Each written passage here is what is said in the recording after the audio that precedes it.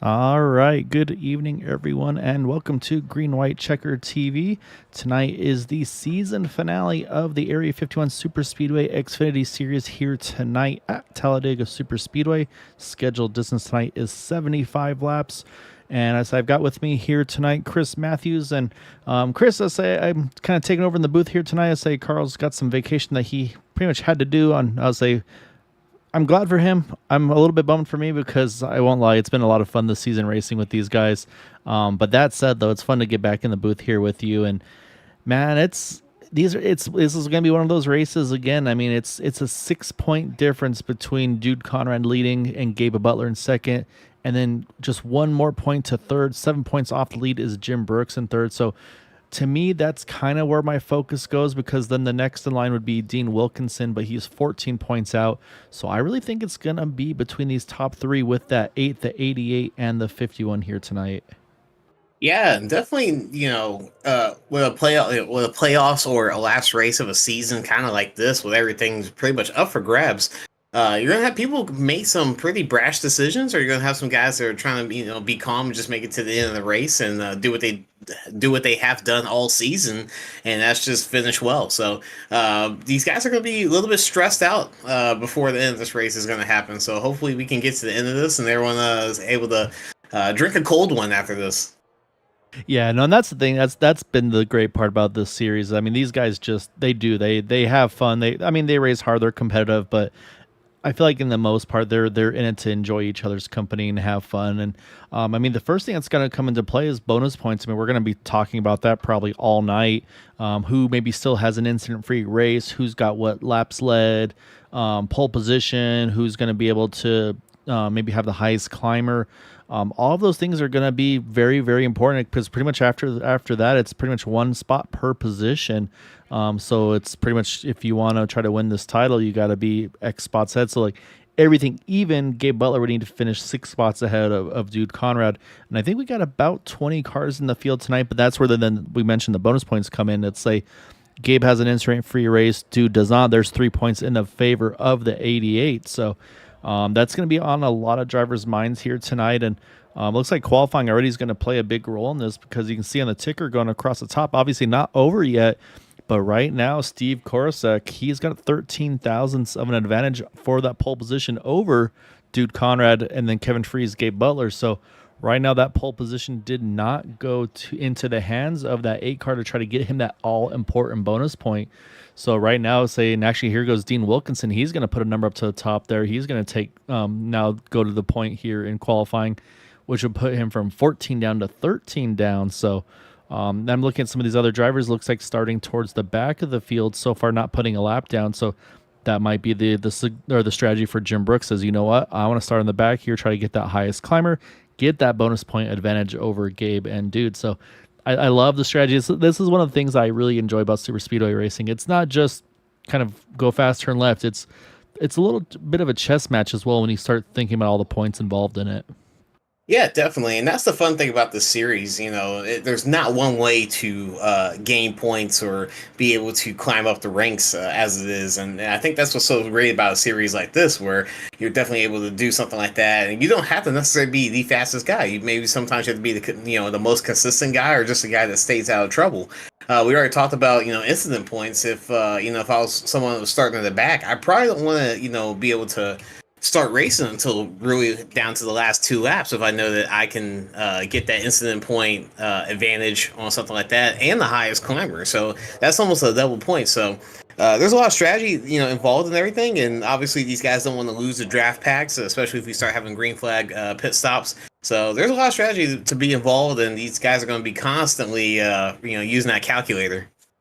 Yeah, no, it's going to be a lot of fun to see how it's all going to pan out. And as it looks like qualifying has just completed. So indeed, Dean Wilkinson going to be our pole sitter for tonight's event. So great lap by that number 55, 5 thousandths of a second over Steve Korosek there in the outside of the front row. Then we'll continue on through the starting order here. So, Mustang's kind of blocking our view there. But you see the 55-27 in the front row. Then you're going to have Dude Conrad, Kevin Freeze, 3rd and 4th. 5th and 6th, Gabe Butler, Patrick Groover. Patrick, of course. I think it was Patrick getting the win last week at Atlanta. Hopped in and does what he does best, and so we'll have to definitely be keeping an eye on him in that 01. Eric Laurie, Tom Dixon, Austin Call, and Jason Bogart rounding out our top 10. And don't think I didn't see you, Jason Bogart fans there on YouTube. Definitely appreciate you guys chiming in. So hopefully he puts on a good show for you tonight in that number 32 machine. Running out the rest of the order, we got Nick Monfretti, Larry Fairman, Nick Wing, Frank Ranger Jr., Matt Wagner in the field here tonight, Seth Groover. Then we mentioned championship contender Jim Brooks going to start 17th. Bud Steele next to him 18th, Bob Fitzgerald, Paul Buchanan, and Brendan Briggs. So looks like we should have a 21 car field should everybody grid and take part in tonight's event. But like I said, the front row going to be that 55 and 27. And again, so I mean, we're going to talk about those drivers who aren't in the playoffs. Could they play a role into this? That could definitely be a potential. So that's going to be where it's very intriguing to see kind of how everything pans out and how you race. I mean, the drivers know who the playoff drivers are, so yeah, I'm really, really excited to see how it's going to pan out, and yeah, what the strategy is going to be for some of these guys. Yeah, definitely. And I'm looking at the grid right now, and it's these guys up front. I think they're going to try to stay up front. Obviously, we had the Team Bootknocker guys, and they're pretty good about keeping a little bit of team advantage. They kind of put a stranglehold on the crowd here. So I'm kind of looking at guys like that up front. I'm also looking at people in the back like Jim Brooks and a couple other people there. I know they want to get to the front possibly, but they might play a little bit of a safer strategy here. Yeah, that's the thing is it should be a 3 pit stop race. The field number should be in the low 20s, I believe, here at Talladega. So all things equal, it should be pretty much a 3 pit stop race for the strategy side of things. So that's what I'm expecting to see from these drivers here tonight. So expect that, and I think again, Matt, that's where, or Matt, sorry, I was looking at Matt Wagner's car there for a second. Chris, I'll say that's where I was thinking about the strategy side. Yeah, I think it is. It's safer to roll back, roll a little safer early on, because I mean, last week in Atlanta, it was difficult to pass there. Daytona, it's a little narrower than here, also a tricky one to deal with. So. But here at Talladega, for me, and I won't lie, this is part of why I scheduled the schedule the way I did. I kind of feel like Talladega is the perfect season finale championship race because you have the room, you have the space to be able to try to make passes and moves. You have that third lane without much difficulty. So I'm thinking this will be a really, really good finale here for these guys, and it'll be fun to see who wins the race, and then of course that championship, because there's other guys going in it just for themselves. We saw last week that 01, the 02, the Groover brothers. I mean, they got hooked up, they got together, and they did what they did best, and they were able to get a double podium. So those will definitely be two to watch here tonight as well. Yeah, definitely. Talladega is, it's a little bit wider statistically, but three wide passing is definitely very possible on all 3 tracks that we do run here in the series, and actually all the tracks that we do run in the series. But Talladega definitely has that little bit of special. It has a little bit of a nostalgic thing for a lot of the fans here. So obviously we have the Bogart family, or Bogart fans and family here. So hopefully he has a good showing. I'm looking at these guys right now. Seems like there's some people in the back just trying to get a little bit of a rev up here. But we're getting ready to come green as we're coming across the tri-oval. Yeah, and so I've heard reference that the start finish line not in the middle of the tri-oval here for those that follow NASCAR. They kind of beat it to death, but yeah, so that is a difference here though at Talladega. You see they're in the restart zone now they get the green flag, but it does play a role in some of these races where if you kind of make your move too early, that long tri-oval could play a role in where you finish at the end of it. So we'll see that we got at least 75 laps here to go tonight at Talladega. We will crown a race winner, crown a season champion, and we'll see who will get that top spot tonight here in 75 more laps. So Chris, so far, so good. These guys holding 2x2 pretty evenly. Looks like right now, Dean getting that nice push from Dude Conrad. Kevin Freese pushing Steve Korosek. It's just really all about the momentum and kind of how locked on they can get with each other. And right now, I'd see it looks like the edge just slightly to that 27 car, but not enough to clear entering 3. Yeah, definitely.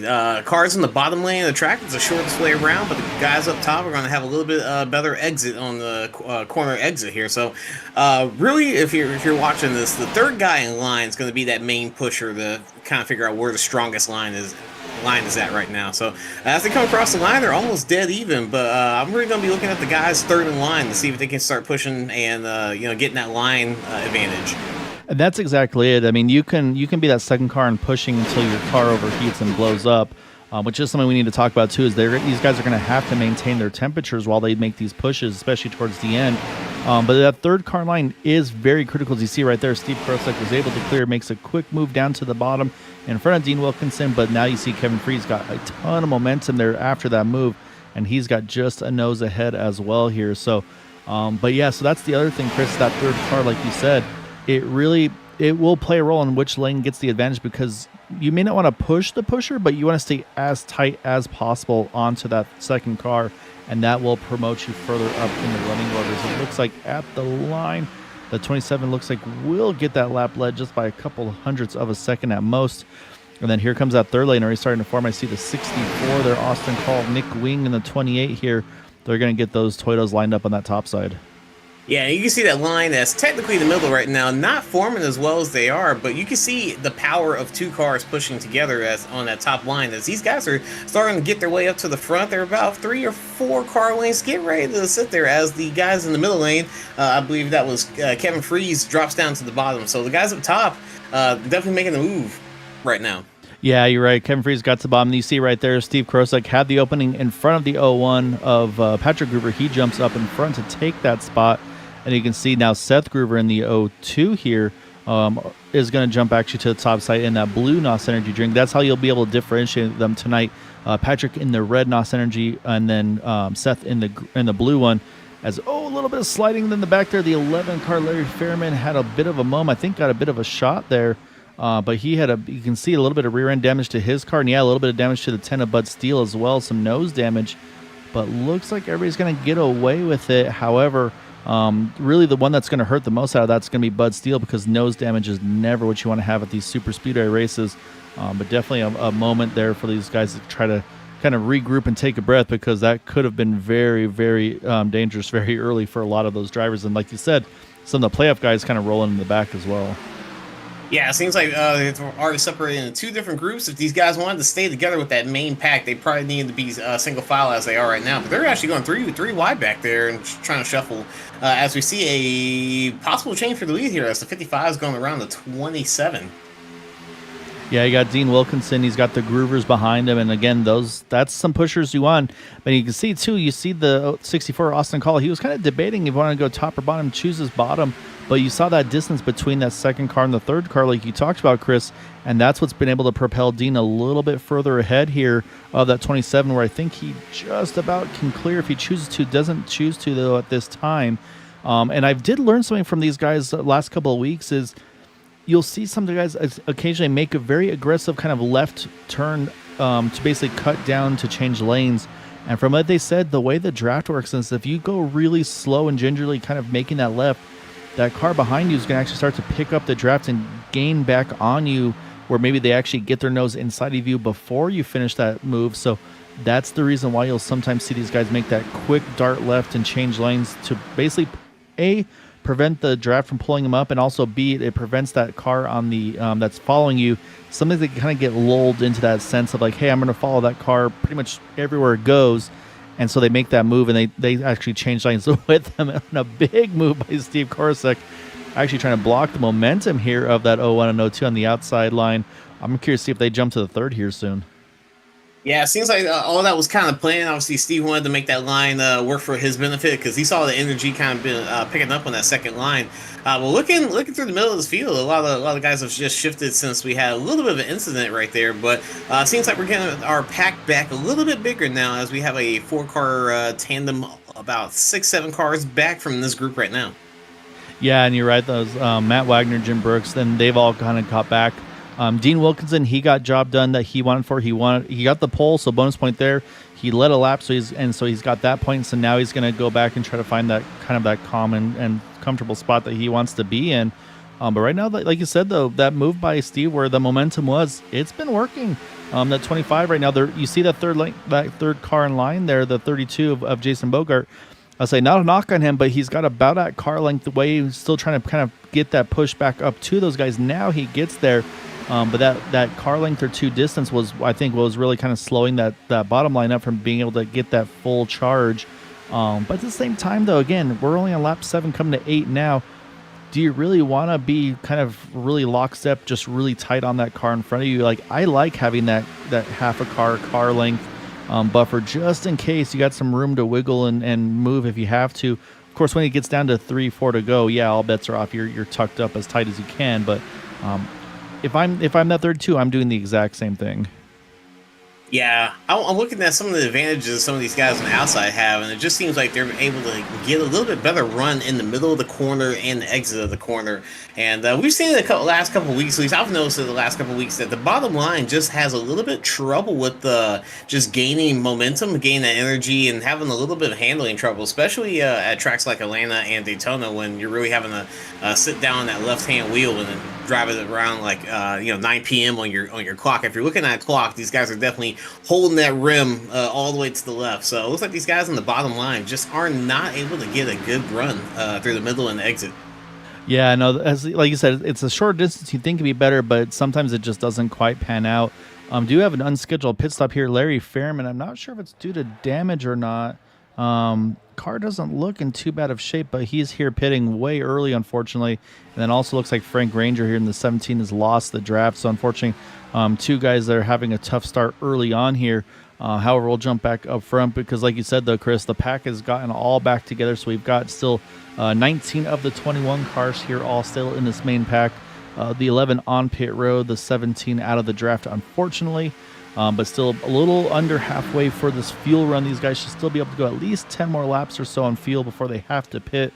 So I think that'll be the next question is who we see duck and win and what moves we see made. But right now, though, that 27 car, he just wants to control this middle lane here. But I feel like it's only a matter of time before that 01 and the 02. I think they're eventually going to jump to that third lane and probably leave that 27 out hanging.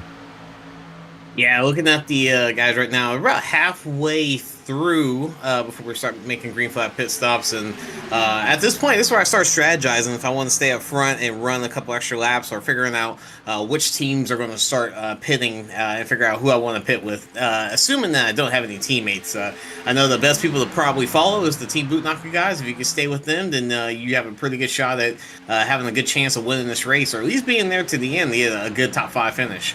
Yeah, and actually, I need to correct myself. Frank Granger actually was able to stay on the lead lap, so great job at 17. Was able to pick up the draft and pull right back in. So you see him still on the back end of that group. Maybe I wonder if some guys maybe drop back a little just to try to help and pick him back up. But either way, he's right on the edge still. He's about 4 or 5 tenths off, so he still needs a little bit of help. And you can see a little bit of right side damage to that car, including the right front. That's definitely not going to help it pull up in the draft. But yeah, strategy-wise though, Chris, you're exactly right. I mean, the way these cars are fueled as well, there is a strategy that could be played here because when you take a full fuel on these cars, it's just a little bit over 1 can. It's probably about a can and maybe a quarter or so. So you could decide to, you know what, I'm going to try to make a shorter stop. I only want to plug the 1 can and take a little less fuel because you don't need 3 full stops of fuel. You can kind of short fill a little bit if you needed to. So it does open up some strategies for that as well to try to shorten your pit stop. And then, of course, tires. Do you want lefts or rights or none? I don't think, especially under green, you do not want to take 4 tires here at Talladega. So, I mean, these guys have it down to a science of, okay, we're going to do this because this is going to be the quickest way. And that's going to be, like I said, just getting in and off of pit road is one thing, but then also the strategy and hitting your pit stall is going to be a whole nother animal too. So, but yeah, you're right, though. I think strategy-wise, you definitely wouldn't mind kind of working with the boot knockers, but they're right now really it's just Kevin Freeze up front there with that group. Steve Korosek also working with them here tonight in the 27.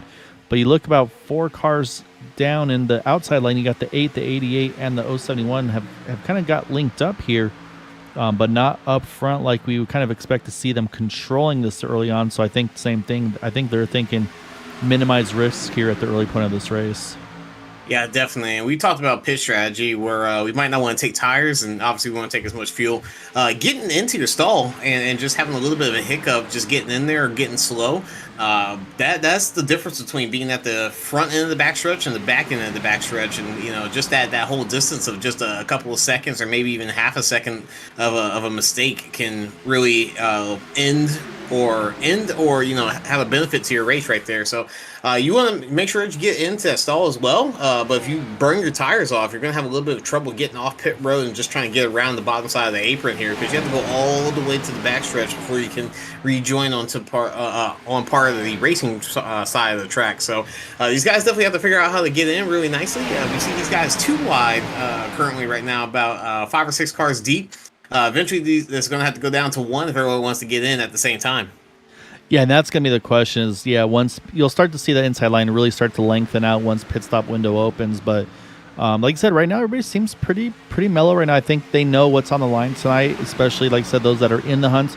But I think at the same time that the respect side of things, the other drivers like, hey, we know that there's stuff on the line, and they're gonna start to get 2, 3 plus wide at some point in this race. It's just right now they know there's a lot of racing to go. And I mean, the way I take these two is usually I want to let the pit stop start to dictate the race. Like if I can get a good entry and exit out in and out of pit road, that's going to allow me to hopefully, like I said, maybe break away from that lead pack, kind of run my own race. As you see, actually, they're starting to separate a little bit in the front. You see kind of a big separation up front there. That's allowed the Groovers now to lock onto each other here in that second lane. Going to see if they can swing around outside of Steve Korosek there. Let's say you see Larry Fairman. He's actually going to drop to the apron. Usually the drivers will let that lap car know, hey, the field's coming by. We're 2 wide, 3 wide, and based on that, they'll adjust either going to the apron, going to the wall. In this case, though, the 18 or the 11, decided to go down to the apron just to be safe anyway. But yeah, you talk about that inside line starting to get big, though, Chris. There's 2 cars on the outside line. That is it. It's the 01 and the 02, and it's pretty much the Groovers against the world right now, it feels like, for those guys. Yeah, very crazy strategy to see that. I know as a fan's perspective, and just even us up here in the booth looking at that and just watching that big long line. But I definitely want to give a big shout out to William Bogart, who's kind of snuck his way up there after all the mess that's happened, with everything that's gone on early on in this race. But he's up there in that 4th car in the bottom line right there. He's doing pretty well. And come to think of it, if these guys, the Groover brothers on the outside, had to drop back, he's probably going to just be running 4th eventually. Yeah, no, you're exactly right. And he's in a really good spot, too, because he's got 2 of the boot knockers in front of him. Also a very talented Austin Call in front as well. So he can basically be the one to kind of split the boot knockers right now with pit strategy. If he sees them ducking, he could duck in along with them and kind of be able to stay in that main pack. Because right now, of the highest climbers right now, it's 12 spots gained for the 02 of Seth Groover as our highest climber. However, Jason's also climbed 4 spots himself. Patrick's kind of bouncing between 4 and 5 based on where they are on the track here right now. But what I'm going to keep an eye on those, I think it's going to be only a matter of time. Those guys that have been kind of rolling on the bottom, saving fuel, just kind of taking it easy. Like I look back towards around that Nick Wing here, Dean Wilkinson, we do know he led a little bit, but Jim Brooks and them. This is where I start to think, okay, we're getting close to pit stop window. I probably maybe saved a lap over some of those guys around me in front. I can now maybe jump to that second lane and try to make a charge before I pit, because I don't want to pit maybe 2 seconds behind the leaders, because that's just 2 seconds of wiggle room that you no longer have. So that's usually what I try to do, is I try to take it easy and then make my charge late on in the run before the pit stop cycles. So I'm curious to see if anybody does that, or maybe they just say, you know what, I'm going to pit with the boot knockers and with the leaders, and then I'm going to be able to take a little bit less. I won't need as much fuel because I've been saving, and that's going to get me right back out there with them. So that's going to be interesting to see kind of how it all pans out for strategy-wise, because there's a lot of options these guys can play with. Yeah, definitely. And guys that are probably right around like 10th or 13th on back, they're still all within relatively a second of the leaders right now. But when you're trying to get off the corner of the pit, you're going to have to sit on the brakes pretty hard, or you're going to have to sit there and try to cheat the system a little bit and try to get down to the pit lane almost dead even with these guys. So if you're that far back, you almost are risking trying to get a speeding penalty if you're trying to get all the way back there and get in line with the boot knocker guys. Because if you pit and you're slow with that second distance that you already have, that might be 2 or 3 by the time you come out. Yeah, and a surprising thing here is Brandon Briggs actually on pit road. This is, I think, a little early, but also more importantly by himself. So, and I do unfortunately think Larry Fairman may have retired from the event here tonight. But yeah, so I'm a little surprised to see the 18 in that early. And the bigger part is that he's kind of now off on his own. And the other surprise for me too is Austin Call. He's really backed it down here. He was up front with those guys, and I think he's trying to drop back here with Nick Wing. I want to say these two are planning on working together here tonight. I see Bud Steele starting to peak to the top here as well. We talked about, I think, trying to make some of those track positions. But here we go. Pit stops are opening, and we've got a bunch of it. Looks like it is the boot knockers coming in. Oh, it's going to be, I think, too hot possibly for that 8 car. I'm a little nervous about Dude Conrad's entry there. I'll have to have you check that out, possibly, Chris. But right now we've got the boot knockers. We've got also in here, we've got Tom Dixon, Austin Call, Bob Fitzgerald as well. And actually, Brandon Briggs still sitting on pit road here. So tough break for him so far. So now this is where, for those that did not pit, this is where you need to have a very, very quick lap here to get in and out of pit road. And I'm watching the pit stop, and yeah, the 8 car still sitting on pit road here, Chris. So again, a lot can still happen in the remaining of this race, but right now that's the first mistake that you don't want to have, because again, he had the 6-point buffer. So that actually now puts Gabe Butler possibly along with Jim Brooks in a potential spot here.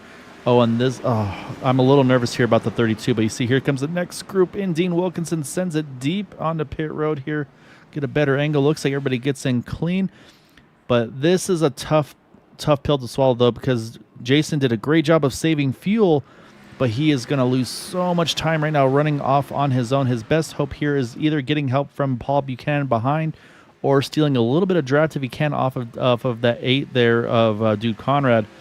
But he's going to need some help here, unfortunately. And he's going to have to pit this time, but that's going to cost him so much time here, unfortunately.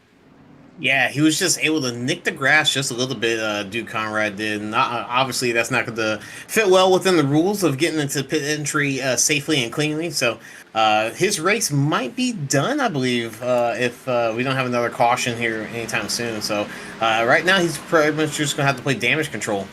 So here comes the pit stop cycles, though. You see the Groovers leading them out of pit road, but there goes the 27, 25, and 88.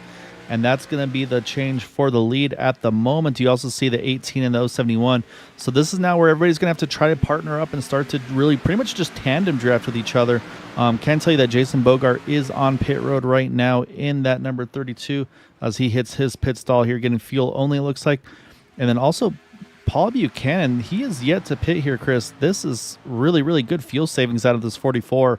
I don't think it'll be enough for him to get to a 2-stop strategy, but he's definitely trying something different here. So we'll have to keep an eye on and see where Jason rolls out. Yeah, and that's the concern I had was you see he rolls out and the field's already going by him at speed. So he's going to have to hope to have some sort of draft help to tag onto right now as they kind of try to all get bundled back up here. He might have a chance here with a few guys behind. Right around this Austin Call, Bob Fitzgerald group, maybe Bud Steele even. So I'll have to keep an eye on that. But up front, though, it's these 3 with the boot knockers leading the way now, the 27, 25, 88. However, the gap is shrinking here. The 01, the 02, they're working together, chasing them down, along with this trio here, the 6, the 18, and the 071. And then Dean Wilkinson. So I think if everybody does everything right here, Chris, I think we're going to get the top 12 back together all the way to Nick Manfredi. We'll watch lap times. Actually, you know what I'm going to do is we'll actually show you the lap times that these guys are putting down last time around. And you can see those lap times over on your left. And you see there the 27 around a 50.49, but then behind him is a 49.37, 49.36 for Seth. So the pace is there. They just got to all start to work together, but they wanted to take the momentum here, Chris, straight to the top. Yeah, the Groover brothers decided to make another hole going around the outside with these guys, and that brought the last 3 guys behind them, which would be Matt Wagner, Eric Gorey, and Brandon Briggs all together. So punching that hole right there was able to get those guys very much clean air just so they can get back up there. So we got 4 cars behind those people, so they might be able to go ahead and line these guys all up. So this is a pretty big pack right now. Usually we're able to see the boot knocker guys able to usually get a green flag pit stop and kind of just ride off into the sunset, but this is not one of those times. And for a season finale, I think this is all what we kind of hope for. No, it really is. And again, the strategy is going to come in here now because, again, it all depends on if and when yellows. That's going to obviously be the game changer right now. You never want to root for a yellow, but right now, for instance, if you're Dude Conrad, you need a yellow. Right now, you're a little over half a lap back. And actually, I think... Oh, no, sorry. I'm looking at the timing and scoring. So right now, we've got the 12-car breakaway here from all the way back to Nick Manfredi. But then it starts to be just kind of some duos here. You've got right here these 2, Tom Dixon, Austin Call. You got Bob Fitzgerald, who's about to get caught by Jason Bogart and Bud Steele to give them a slightly bigger group as well, which then should hopefully promote them back up to Tom and Austin.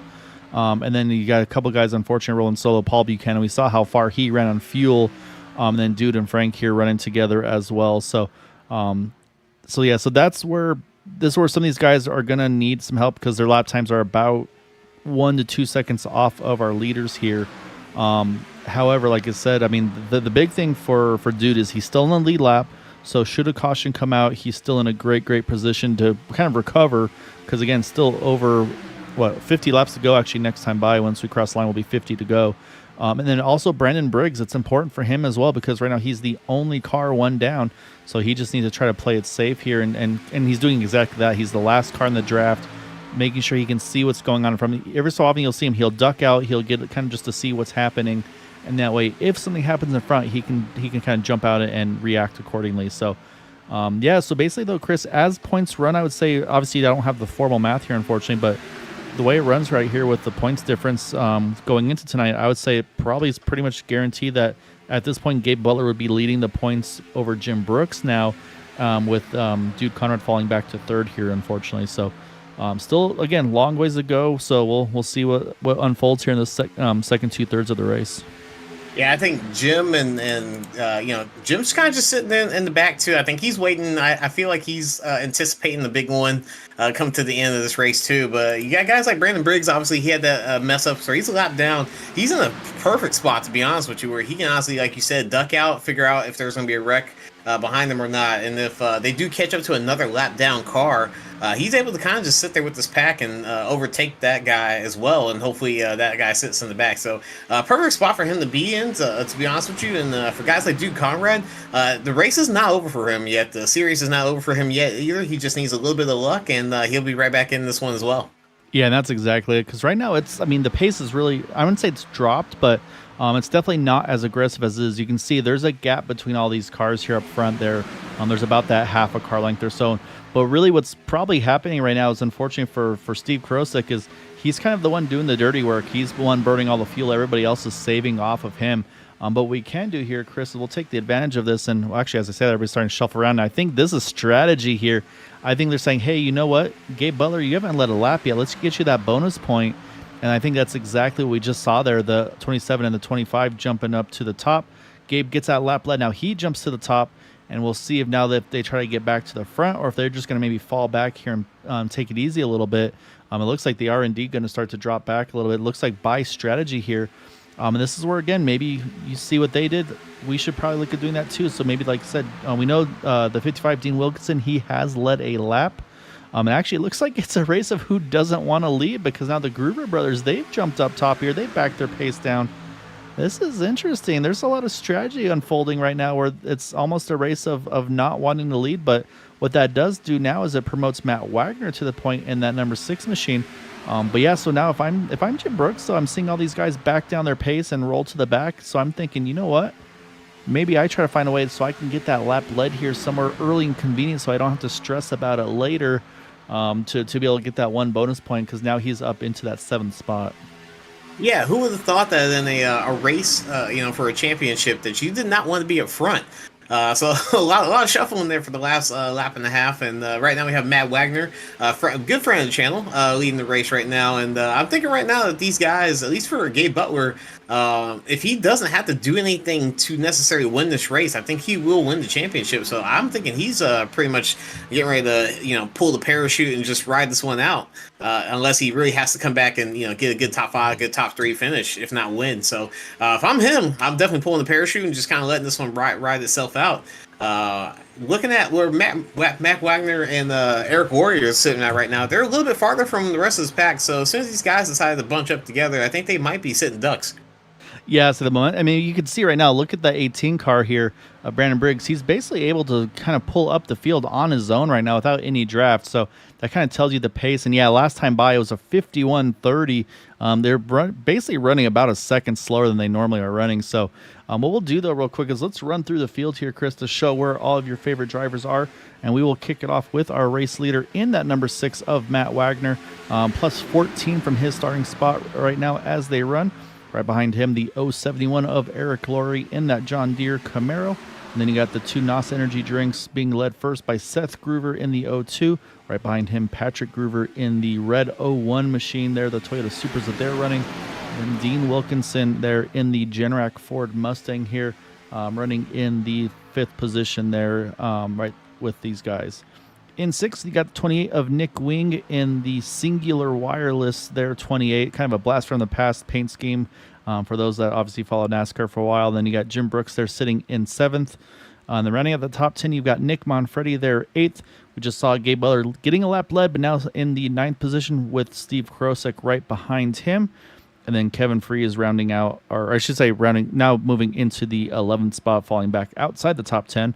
And that is the main pack there. That 18 you see, we mentioned him. He's a lap down right now. That is Brandon Briggs. He's just trying to make sure he stays the first car one down. I see the O2 actually, he's dropped to the back here. So again, the strategy is still unfolding. Then we go back to the other groups here, and they've built up a group, and actually they're closing the gap here with the pace of these leaders backing it down. Jason Bogart, he's got his foot to the floor. He wants to get back up to these guys because, again, we're not too far away from pit stops. Probably another 8 to 10 laps we'll see him in. And they have been closing that gap here about a half a second that last time by quicker for these guys. The 32, Jason Bogart in 12th, leading Bud Steele there in the 10 car. Then you got the 08 of Bob Fitzgerald, Tom Dixon right there, as well as Austin Call. So those are our top 16 drivers who are all in this pack. And then you start to fall a little further back. Paul Buchanan, unfortunately, still kind of rolling solo here, but he's about to get caught by right here, 18th and 19th. Jude Conrad, who had that hold on the penalty, as well as Frank Ranger there's in the 19th position. As we mentioned, Brandon Briggs right now, the first car, one down. So, and you can see, again, up front here, it's so unorganized, I feel like, is the best way to word this, Chris. It's a little odd. Yeah, these guys in front, they're unorganized and they're going slow. And Bogart, he's driving like he just stole something. He's almost a second quicker than the guys up front, and he's bringing this pack with him. So these guys right now, about 10-car pack up front. It's about to be about 15 by the time these guys get there. So it's by the time we get ready to have our next pit stop, we might have exactly what we had the first time, just a big shuffle of people just trying to figure out where they're going to fit in. Yeah, I know exactly right. And again, this is where I really feel like, I mean, it hasn't happened yet, but I really do like the idea of maybe trying to have a little bit of strategy like we saw with some of the boot knockers, jumping up top, letting Gabe go by, grab that lap lead. I really think that the group with Jim Brooks and them, with Matt Wagner, I think's in there as well. They really think about, hey, let's try to move ourselves around and get a lap lead for that 51. That way it offsets that number 8 car, or sorry, the 88 car. I'm sorry. Because again, it was only a 1-point difference between the two of them. So, remember, it was 6 points for Gabe behind the 8. It was 7 points for Jim behind the 8. So, just 1 point right now. And again, highest climber would actually still be going to Matt Wagner. Jim is actually plus 11 from where he started, so he'd be the second highest climber.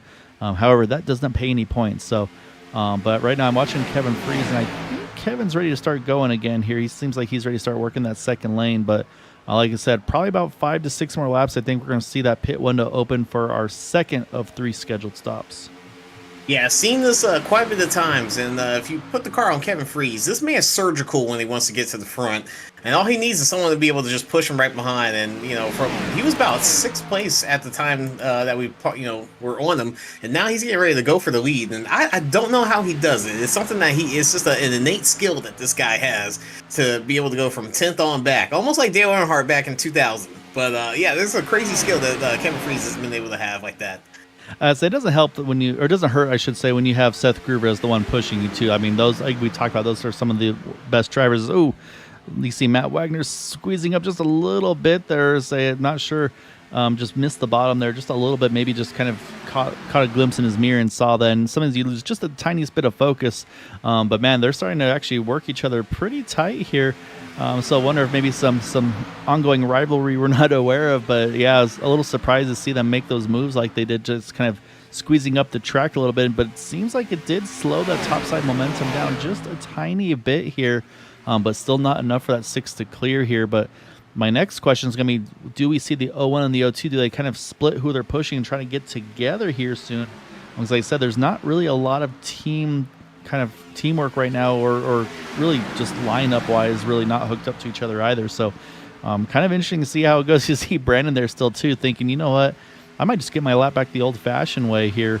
But that said, though, with these moves from Kevin and Seth here, the pace up front has picked up. They ran about identical laps as Jason Bogart in that second pack. It's about a 5.5 second or so from the 32 to the 27, who's in the back of this lead pack. Yeah, no, I was suspecting the Gruber brothers are planning to make a third line happen. If not, or never mind, I think they're gonna make the second line work for them since Yep. it's theirs to own. So these guys definitely are. They're very good at pushing. They have a little bit of synergy going on right here. As Matt Wagner's gonna have to try to push Kevin Freeze, and Matt Wagner might try to go in for himself and make a third line. But looks like it's gonna be two by two right now. As I'm looking at Eric Worre, he looks like he's thinking about it, but I think it's just gonna be the bottom line versus the Gruber brothers. Yeah, right now I think that's exactly what it is, and yes, I mean maybe it's the Wonder Twin powers there, but with the O1 and the O2 working together here. But so I know Mom's watching and she's very pleased, and I'm sure she was ecstatic last week. I was kind of bummed I didn't get a chance to be able to be part of that interview with her kids getting first and third there last week at Atlanta. So I say I'm sure she's enjoying what she's seeing with her boys running up front right now. And saying and working and playing well together. I'm sure that happened all the time as kids growing up. I'm sure they never had any fights or anything like that.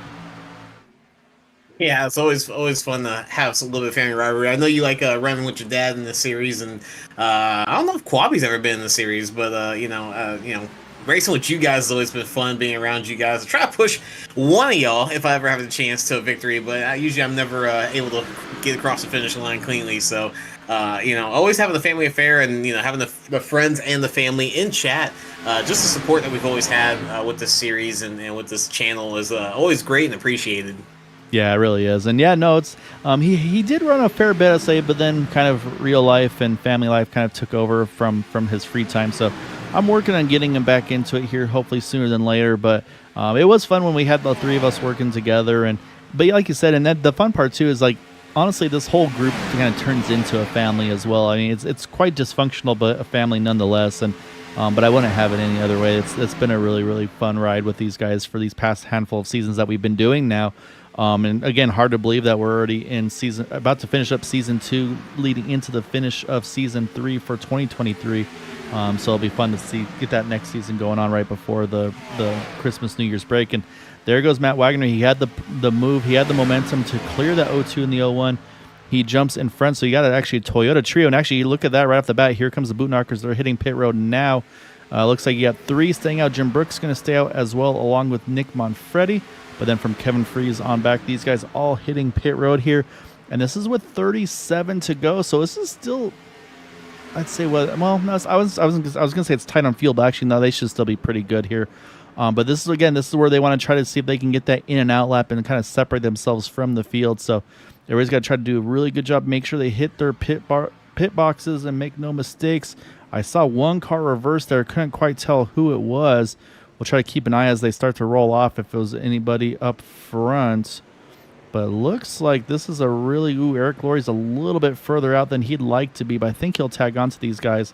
But now they got to try to get all arranged here. And actually, it's going to be Dean Wilkinson winning that race off pit road. So great job by Dean there getting in and out. So now we see, actually, no, they stay out. Again, the Gruber brothers running another lap. Matt Wagner does hit pit road. Oh, touches the grass a tiny bit. I think he touches the grass, yeah. We'll have to keep an eye on that. But so this is going to be a little bit tough here. We'll have to keep an eye because now I'm watching Jim Brooks with Nick Manfredi behind him. He's stretching this run out a little bit longer.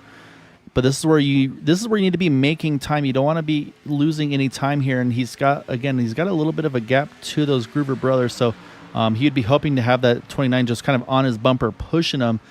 So this could make a difference. I think this is probably our best chance that we might see these fields start to split up a little bit here after these pit stop cycles complete. So we'll keep an eye on this as they go. I see Matt Wagner. And yeah, it said Chris there. Matt did, I think, touch that grass, and that's going to be a penalty for him. You see Jim E is hustling it onto pit road, trying to gain any ground he can on the Groovers. Really did a great job getting up to them. I don't think he sped either, so did a good job of hustling up to those two brothers there for pit road entry. And so that's going to be now the kind of the race to see is where they get. Now they make sure they hit their pit stalls correctly. Looks clean for these guys here. So up front, it's going to be Dean Wilkinson right now leading this pack. And so we're going to watch from Dean on back here because we're going to start to watch to see when they start rolling out together. And actually, I think Matt Wagner is going to kind of lead that crew out just with the length of his penalty. So we'll have to keep an eye. And actually, this is also really big. Look at this. They're putting Dude Conrad a lap down here. who has made his pit stop. So this is a big cycle in this race as well here for the 08 or for the 8 car. But now we're going to go over to Patrick here. We're going to look out the back and watch that field. Here they come. You do see Jim and Nick. They have gotten to them. So yeah, so now it's like the last time actually, Chris. Can they recover and get back onto the bumpers here? Yeah, since there's only 2 cars, they're definitely going to need to get that train kind of going right now to be able to get a little bit of draft, because there's already 4 cars that went by them. 5 goes by the Groover brothers right now, and I think they'll be able to get back as long as everyone kind of lines up and tries to hustle it around just to catch these 4 cars up front. Unfortunate for Matt Wagner, obviously he touched the grass, but I'm looking at these guys. It looks like they're going to be able to get a little bit, get that pack back together.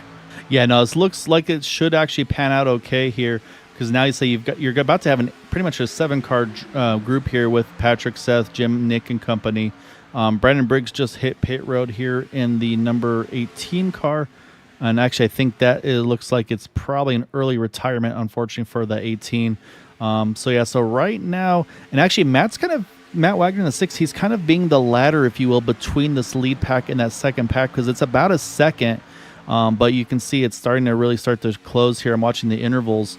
But what they don't want to do is here, what they're doing right now is they're running 2x2. They need to get single file. There they go. They do get in line here, because I'm sure Kevin and Gabe and Steve are trying to see if they could break away. But like I said, I think Matt's kind of right now the ladder in between these 2 groups.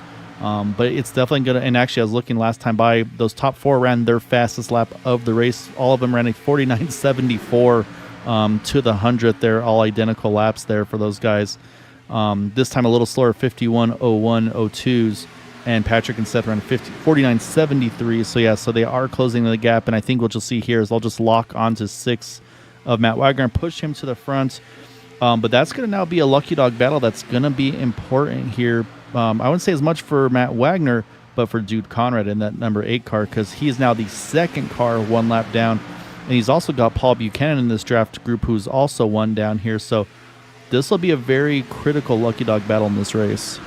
Yeah, very crazy kind of look at it, where we have 4 cars up front. They're pretty much all in the lead lap. And you get to somebody like Matt, who's currently running 15th. Looking behind him, there's 5th place of Patrick Groover, and so everyone's kind of just doing their own thing right now. But this whole pack is a little bit messed up when it comes to the ordering of everybody. But Matt Wagner's trying to get his lap back the old-fashioned way, and looking at where everyone is at right now, I think this pack is going to get a little bit larger. Yeah, no, it looks like we've got everybody together now, so it's going to be 10 cars in this main pack. Unfortunately, it looks like that second pack's lost a lot of time over that pit stop cycle. They're down now about 13 seconds off those guys in front, which include Austin Call, Bud Steele, Bob Fitzgerald, and Jason Bogart. So not what they were hoping for by any means. Right now, they're not quite a half a lap down. I'd say about a third of a lap down here. But you're right, though. Matt Wagner's going to try to get his lap back here the old-fashioned way, like you said. And again, actually, honestly, the biggest fan of this would actually be that 8 of Dude Conrad, because that would then put Dude as the lucky dog spot here. So if Matt was thinking, you know what, I want to try to see if I can help my teammates and keep Dude trapped a lap down, he'd actually want to stay behind that 55 of Dean Wilkinson, but be able to kind of prevent the 8 from getting his lap back. So there's a lot of kind of strategy you can do in these to kind of help your teammates hurt the opposition. But the other thing too, Chris, is it was a 2-lap difference between when the leaders pitted there with Dean and Kevin and company, and then when the Groovers and Jim and company pitted there. So that's 2 less laps of fuel, though, that those drivers that pitted at lap 41 versus 39 will need to put in their car. So they should have, in theory, a shorter final pit stop. Yeah, definitely. And one of the golden rules, if you're going to be running super speedway racing or just racing in general, is if you're a lap down car trying to unlap yourself, do not be the caution. I know that Matt Wagner wants to be up front to technically be on the lead lap, even though he has a whole other rotation around the track. But if he is the caution, that kind of messes up with things for a lot of people, including the leaders. So as long as he stays up front, he's clean. I think that everyone's going to be happy with him. But if he is able to cause a wreck or something like that, I think a lot of people will be upset with him. But that is racing at the end of the day, folks. So you just kind of have to do what you can do to give you the best spot to finish. Yeah, I mean, mistakes happen. It's part of racing, and especially, I mean, we're racing on our computers, so there's even more things that may not be perfect from what happens in the real world. So Obviously, we try to limit them and try to avoid them, but yeah, they do happen from time to time. That's part of why people race too, is they want to have that challenge and be able to be in those situations. So, but yeah, this is intriguing because I mean, honestly, for right now, for Seth and Patrick, this is him leading is not a bad thing either because he's the one that's burning the most fuel. Same thing for Dean. Dean's really kind of being the fuel burner for the boot knockers right now on that inside lane. So yeah, so I still think really what I'd like to see from some of these guys is when the boot knockers and company, when they pit, like I'd like to see Jim Brooks basically try to go one extra lap if he can get the good push. You see actually Matt Wagner now clears the inside line. Now the Groover's going to try to work the outside here. But I would like to see Jim be able to lead a lap and then come on in, because last times he's been up there, he hasn't been able to lead that lap, but now he's in a position where he's actually the first car, other than the Groovers, who are probably burning the most fuel right now of anybody, but he's kind of the furthest up that pitted at 41, who I think is probably also now saving fuel once again, as you see that 411 Tom Dixon. He's going to jump to the top here, let the leaders on by. And so again, this is where they keep saying, hey, we're too wide, we're three wide. So they'll tell them, hey, we're too wide. And that's why I said, okay, well, I'm going to go up to the wall. I can then kind of go down, pick up the draft of these two in front of me and not lose the draft. Because again, this is going to now put him in a spot where he can try to hold on to that spot and not lose extra laps. But as soon as I said that, though, the field really broke up. Look at Gabe and Kevin. They said, you know what? We want to jump around here. We're going to actually now try to push the second line. Oh, a little slider, maybe a little contact between the 02 and 25. Oh, my goodness. Seth, actually, no. I think Seth Groover may have blown his motor. I think he got too hot pushing the 01. And I think that's what we saw there. And, oh, my goodness, that was a moment. And I'm sure Kevin and Gabe are having to take a breath there because that could have ended horribly for them because they were right behind that when it happened. Yeah, very unfortunate for the 02 to blow his motor like that. But, obviously these cars do push hot. As long as you are, tucked up right behind somebody, you have that potential of blowing up. And there might be a warning that he just might have ignored, but at the same time, this thing could have happened, surprisingly out of nowhere. But these guys get ready to catch another lap down car after going 2x2. Hopefully they get through okay, but we had a little bit of a mess up the last time. But, we've had two close calls already for a potential big one. Yeah, we had a couple moments, like you said. And, yeah, I mean, when you blow the motor in front of the field, that's really, really quick reflexes, I should say, on the parts of the 02, the 25, and the 88. So hats off to all of those guys for being able to react accordingly. And the field, too, for not overreacting. Because when you see and hear something like that happen, I'm sure they were keying up in the radio saying, hey, it blew up. And then people might start have that little unintentional panic, if you will. So, but what I'm watching right now is I'm starting to see a little bit of organization going here to, I think, try to help Dude Conrad. Look at Dude. He's gotten to the 27 of Steve Kurosek.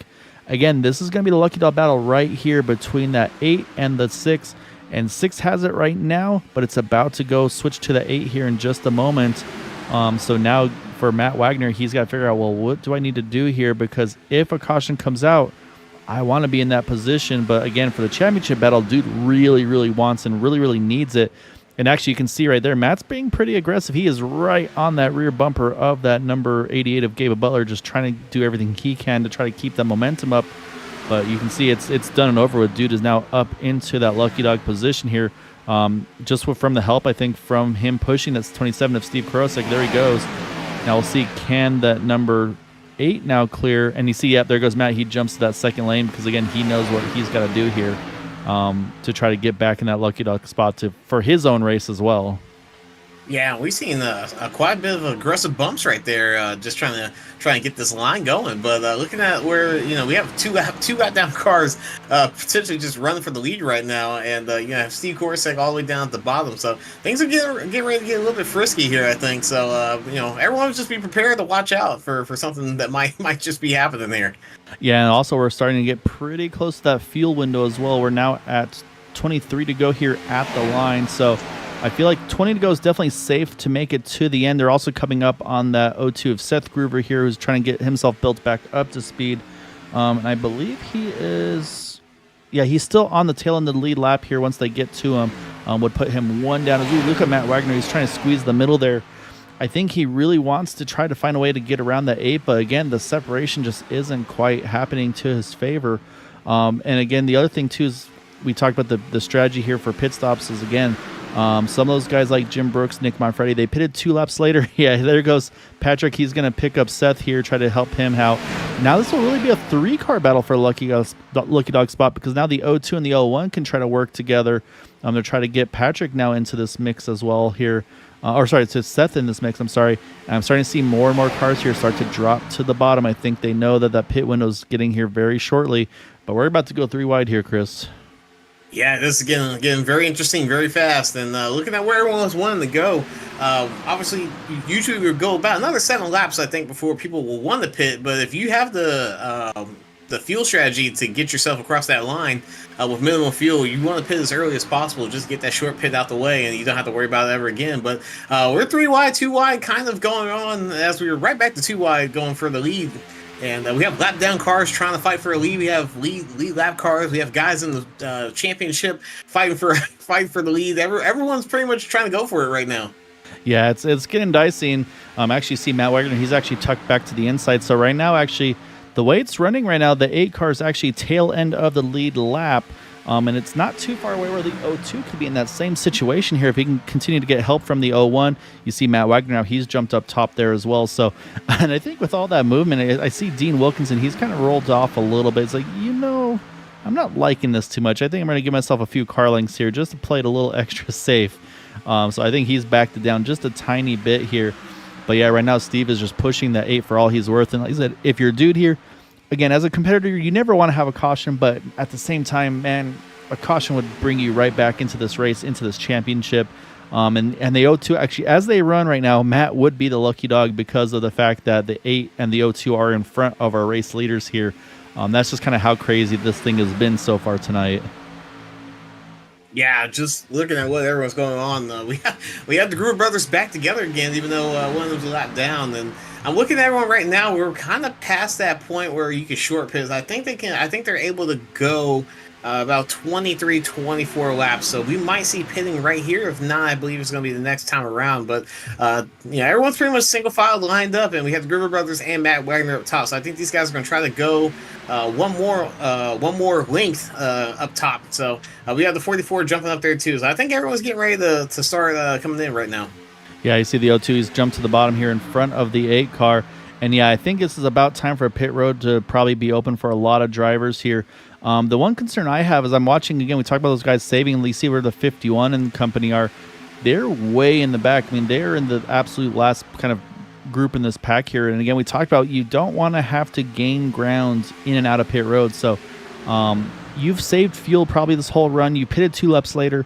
I feel like there's a time where it might be worth to burn that extra fuel, and I feel like that really should be on the minds of Jim Brooks and Nick Monfretti, because again, they're the only 2 other than Patrick Groover who pitted at lap 41 and are in this main pack. So I think, again, if I was in that position, I would like to start to get up top here and try to gain some spots and pit 1 lap later than the rest of the field, again, to try to see, A, to get that lap lead, and then B, to just kind of pit from further up in the running order than the rest of the field. So we'll see, because I feel like this pit road is about to open here in probably the next lap or so. I think we'll probably see the boot knocker start to duck off shortly, but I'm honestly surprised they haven't pitted yet. So I think they're waiting for that green-white checkered as well, getting themselves just a little bit of wiggle room on fuel.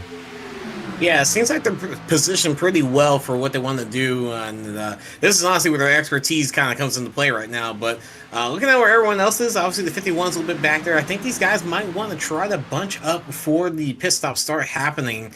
But it's only a matter of time before these guys decide to go in. I don't think I've seen anyone kind of wiggle their cars or wave their hand out the window right now. So they might be a late call, might be one of them stealth calls that only the team knows. So here we go, coming into turn 3. Yeah, I think that's exactly it. This is a track where you can pit without announcing it. We pretty much recommend in the meetings for the drivers that iRacing and Atlanta that you do call it because of how the race is. And yeah, here you go. Gabe is in, Dude is in, Steve is in. So pretty much the boot. Oh, it's a big slide from Steve Crosa. Can he hang on Very to late for Dude Conrad as well. Conrad, he is way overshot. I think, again, he's going to be in penalty. And look at Jim Brooks. He actually pitted with them, said, nope, I'm not taking the risk. I'm coming in with these guys here. So he's going to pit with the leaders. Again, though, he should be able to put a little less fuel in his car. He might have a quicker pit stop. So really, for me, my eyes are on this 51 and the 88 right here. There's the 80. Oh, Gabe overshoots his pit stall. That's also critical here. So this is all really starting to shake out a little wildly. So you see, there goes Kevin already. Now the 88's rolling. There's the 29 looking for the 51. And actually, they still come out right together. So honestly, for me, not a great stop for a handful of these guys. They didn't really get as cleared out as I thought they would. But importantly, though, the championship contenders here are both right together. Steve Crow second, fortunately, Dude Conrad both speeding on entry. They are going to get a hold. Here comes the second pack on in. The Groover Brothers, Matt Wagner is in, along with a 411 of Tom Dixon. And so that's going to leave these guys here. I apologize for ignoring them. There's a lot going on in front here, but Austin Call, Jason Bogart, Bud Steele, they still have yet to make their final pit stop. I think we'll probably see them in here. Nope. I think what they're doing here, Chris, is they're going to run as far as they can. Maybe we get a yellow, then they'll just take advantage of that free caution here. So we'll have to keep an eye and see how they do on this one. But right now, the battle for the lead here is going to be right here with these two, the 01 and the 28. Actually, 28. Gabe Lower's back in. Oh no, Gabe on pit road. Is that an unsafe pit exit? Yeah, I think a lot of these guys that pit on that first shot, they were not able to clear the running, the guys that are running on the racetrack. So they all kind of had to drop off real late, and they were just not able to get the cars loaded up. As we saw, a couple cars just sideways going through the barrier right there and going into the grass. So oh my, unfortunate for these guys. Well, we're gonna go back and look, because this could be a championship changing moment here. We're gonna watch the 88 car roll out of pit road right here, and you see it right now. Everything looks good. We'll keep watching him here to see maybe does he drift up into the yellow line or anything like that, because that's the only place I could see a penalty happening. And right now, everything we're watching, and this is replay, everything looks fine from my point of view here. And you got Nick Manfredi in front. Oh, we have a wreck. I saw nothing. One. I see nothing wrong there, but yeah, let's go find the incident. Oh yeah, Matt just got bumped a little bit. Wagner just got bumped a little bit, but I think it's all right. He just went down turn one, just a slight bump, but he's back on track. Looks like there's no yellow right now, but everything's kind of kicking off up front. There's a lot going on. I know we're trying to go back and look at things, but yeah, there's a lot going on right now. Yeah, a little bit of door damage, and so now, though, for those that have made their final pit stops, and here they are, they're all 2x2. This is the battle for the win, but, I mean, as it runs, with the mistakes that have occurred, I mean, if you're Jim Brooks right now, you're sitting really pretty right now. I mean, you're in this main pack here. You've got your fuel to the end. You're actually right now, you're just like, why is there still 13 laps to go in this race? Because you want this race to be over right now. Because I think, you know what, I'm not going to say that, because he's only got two positions. After everything that's gone on, Jim's sitting in 9th, Gabe is in 11th. So here's the thing, Chris. Jim was 1 point behind Gabe going into tonight. Gabe has 1 bonus point for leading a lap. Jim's not led a lap yet. So if my numbers are right, that would actually put them even on points, because Jim gained 2 on track, lose 1 with the bonus point, so that would put them tied for points, which would put the tiebreaker, I believe, to wins, which I believe would go to Gabe, although Jim has won this season. Let me see, Gabe has 1 win, Jim has 1 win. I don't know what the tiebreaker would be. This could be very, very interesting. Yeah, and I think to make it satisfactory, I think Jim's going to have to go ahead and lead that lap just so he can get that point. So you might have to rely on somebody like the Groover Brothers or Eric Corey up top to get him to get pushed up to the front, just so he has that extra little bit of point difference if it comes all the way down to that. But looking at the championship right now, everything's pretty much to shoot for right now. So if I'm Jim, I know that I want to kind of just live through the rest of this race, but I think I might have to just lead the lap real quick. Well, actually, I think he may have just got saved right now, because what I didn't account for was that some of those guys had yet to pit. Austin Call, Jason Bogart, Bode Steele, they now have pitted, and so now he's actually sitting in 6th position, and Gabe Butler is in 11th, so he's actually got about a 5-car margin, and he's also currently sitting as the highest climber, plus 11. So that would also give him a bonus point to offset that bonus point of leading a lap by Gabe Butler. So there's still 12 laps to go. You mentioned there was almost an incident earlier with Matt Wagner, but I'm doing calculations in my head. I'm trying not to be biased, but I won't lie. My excitement's kind of ramped up even more so than originally, because, it's wild how crazy these things get. And I'm very intrigued with what happened with Gabe. I don't know if anybody's still watching and supporting to see maybe what happened to Gabe, because from what we looked at there, Chris, everything looked perfect. Like his pit exit was fine. I mean, the only thing I could think was maybe he sped on exit getting up to speed, but I saw no yellow line infringements. He didn't drift up too soon, anything like that. So, championship-wise, a lot can happen. But, I mean, we still got a race for the win here. And I'm trying to remember. I believe it was Patrick that won last week. I mean, he's going for 2 in a row, if I'm not mistaken, as well. Yeah, and I don't know. It's going to be a lot of math to do at the end of this race if it goes the way that it is right now. But looking at it right now, we have Patrick Gruber still leading this race, and he has his brother pushing him right now, and Kevin Freeze. But if I'm looking at Jim, I think Jim is just right now. He's in the perfect spot to kind of just sit where he's at right now. But there's going to be a lot of math for the people up in the booth or people up that has to figure out the statistics of the race and the series right now if things go the way they are. So I don't envy that. But this is still going to be a good finish to the race right now. So we're coming with 10 to go. Yeah, and the next thing is going to be the battle for staying on the lead lap because here's Gabe Butler. He is, I believe, the last car on the lead lap as they run. They're about to catch Bud Steele as well. But then, so we see Gabe, and then we're going to look out the back, and it's really not that far until there's Gabe, there's Patrick.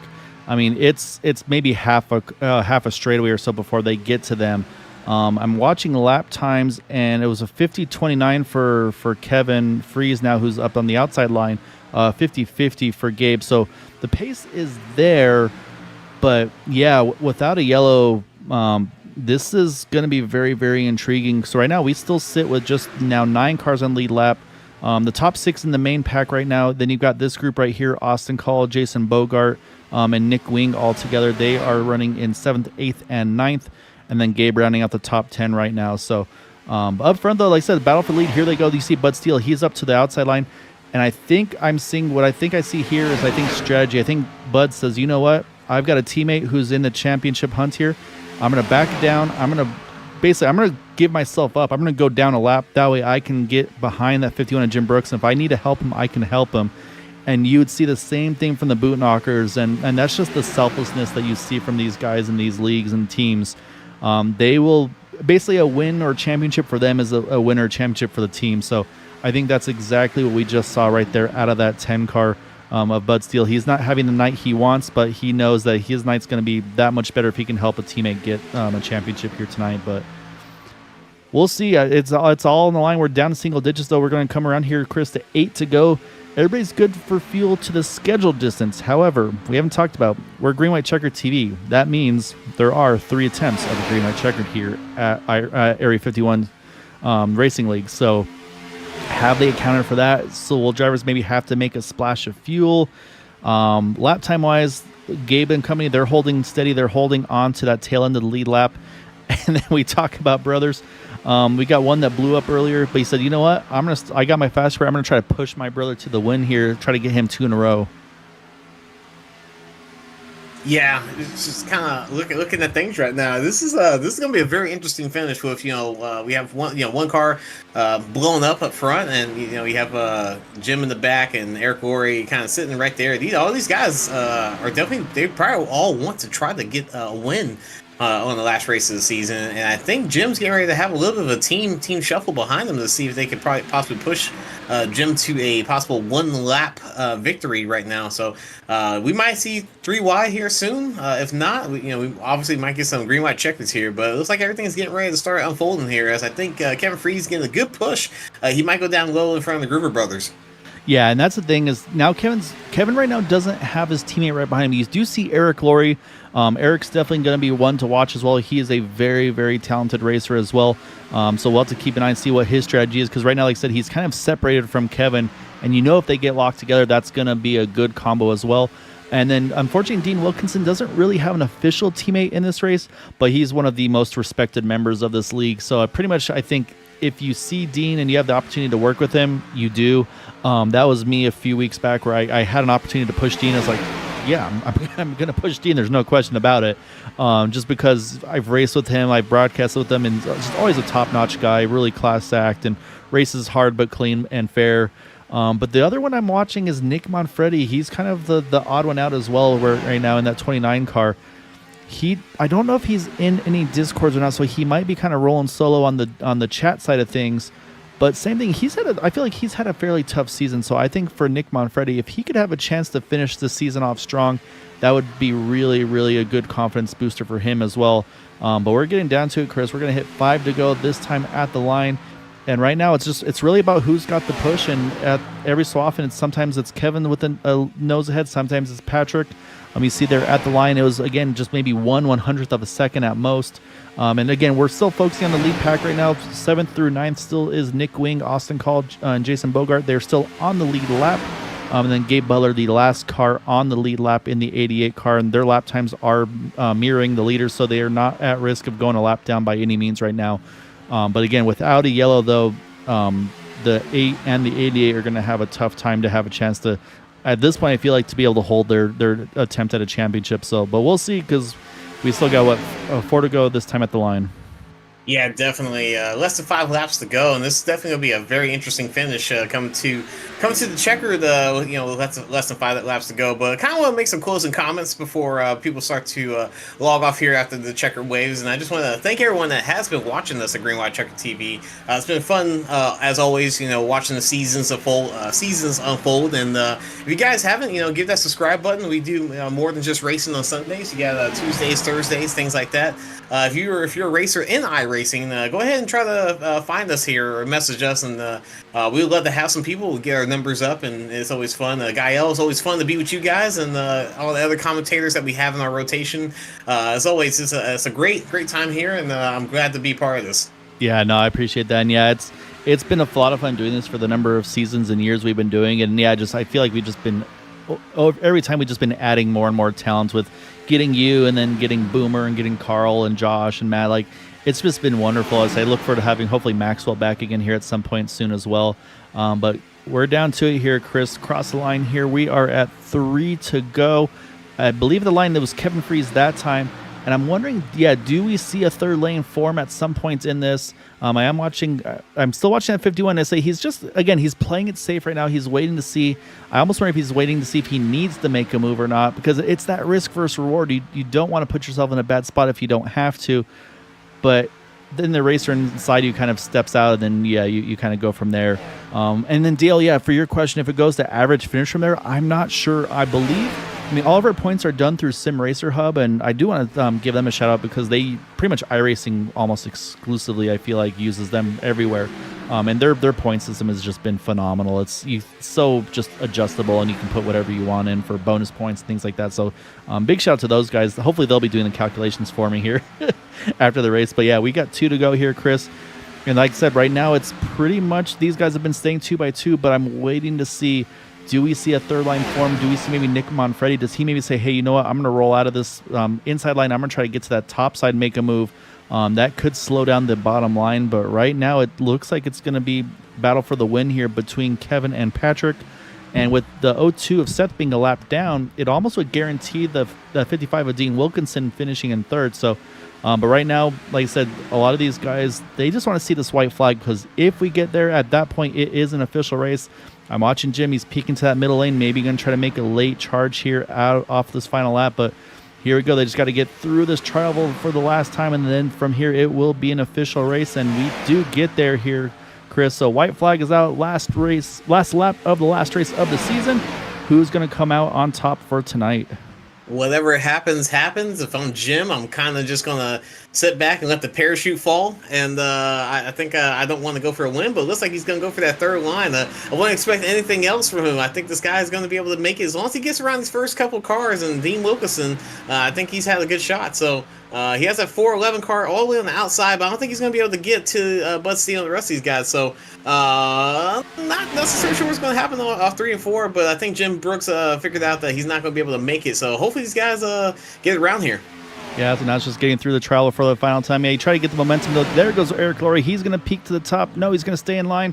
So now it's a battle to the line here between, contact to the wall. The 01 and the 25 make contact. I believe Patrick Gruber still will wind up with the win. Kevin Freeze stuck up on the wall here. Let's go back and we'll take a closer look at this one, a little better angle as well, because they were starting to squeeze and kind of pinch each other here. And you'll see right here, and that actually may have been a push that I think it may have been a push that pulled Kevin a little bit off. And then here they go. They kind of get pinched up into the wall. And then again, here's the start finish line now. And we're going to pause and see if I can time that just about right. And yeah, look at this. So it's actually going to shake it up a little bit where it's actually going to be the 0-1. It will be the 0-1 of Patrick Groover winning this race. Dean Wilkinson's going to grab second. And I believe you see on the inside that 29, Nick Manfredi, he is going to grab onto that third position there to be able to grab that top three, get a podium here tonight. They see Jim here and Bud just trying to sneak by, and then they have to worry about, there's contact afterwards after the finish line, which could affect the bonus points as well. I don't know how officially that works. That'll definitely be a contact for a 4X there. So we might have to look into that. That could come into play as well. So we'll go back live here, though, and I think everybody's kind of hit off already. So yeah, give me one moment here, Chris. And we will we'll do it first. Let's go ahead and pull up our final results for the race. And then from there, we can talk about how the championship is going to unroll here. So for final results here, you can see over on the left side there, or I should say in front, Patrick Groover, 2 wins in a row over Dean Wilkinson, Nick Manfredi rounding out our podium, and then Eric Laurie, Kevin Freeze, 4th and 5th. Then you got Jim Brooks, Nick Wing, Austin Call, William Bogart, and Gabe Butler rounding out our top 10. Seth Groover, Bud Steele, Paul Buchanan, Dude Conrad, Steve Krosek, Tom Dixon, Frank Ranger Jr., and Bob Fitzgerald in 18th position. And we'll grab our last couple finishers here. Unfortunately, not the nights that they were hoping for, but that will be Matt Wagner, Brandon Briggs, and Larry Fairman. All right. That was an amazing finish. So now, I gotta turn my commentator's hat here, Chris, onto admin / other things hat and get some points up real quick. So bear with us for just one moment. And like I said, because this is going to be interesting because, again, the contact post-race will have given incident points and get rid of the 3 bonus points. We'll see if it comes into play or not. But, oh, man, I'm nervous just trying to get the points uploaded. Yeah, that's a lot of math. Hopefully your calculator has a lot of battery life in it. I don't wish that on anybody. Obviously, at the end of the season, is definitely needed, but as long as it's good and correct the first time, I think we won't have any complaints. All right. Well, so I have. Oh man, this is wild. All right, so Chris, I've pulled up the final results, and I believe again with the incident points for the post race, it is a tie for the championship. However, it looks like I got to see how the tiebreak works, but I'm showing a tie for the championship. And it's showing me as Jim Brooks above Gabe Butler here for the championship here on Sim Racer Hub. Again, though, I don't know. And the crazier part, too, is it was also a tie for third in points with Dude Conrad and Dean Wilkinson. And they were only 2 points out of the lead of this championship. That's going to be crazy. I mean, at this point, we probably have to have a panel of all of them, and they might have to debate on who's going to win this championship, who's going to come third and stuff. So that's crazy. That is crazy to think about. Yeah, this is definitely a wild one. So what we're going to do is, we're going to first at least grab our finishers who we know finished in those top 3. So hoping to see if there's a Nick Manfredi hiding around here. I don't see him in voice chat yet. Oh, and apparently a happy birthday to Patrick and Seth I'm hearing from Mom. So definitely a big happy birthday to them if that's the case. I was unaware of that. So that is even extra exciting. So what we're going to do here is we'll start off with Dean Wilkinson. We're going to grab Dean as our first interviewee because, Dean, I kind of do as kind of a dark horse for tonight with the way the points difference. I think you're 14 out going in. And first off, you're able to get to that runner-up spot. They're wild, obviously, through the trial to the finish. And then I'm looking at the points with Chris here, and you jump all the way up into a tie for third in points, 2 points out of the lead for a chance at this championship. Did you feel like you had a chance to get it, or was it just kind of a, hey, let's see what happens and let's just kind of shoot for the stars and go for it? Yeah, I didn't really think I had a chance. I was just going to do the best I could, especially alone. I was pretty much by myself out there. those boot knockers had a good team going on. So I didn't think I'm happy to be third. I'm ecstatic to be third.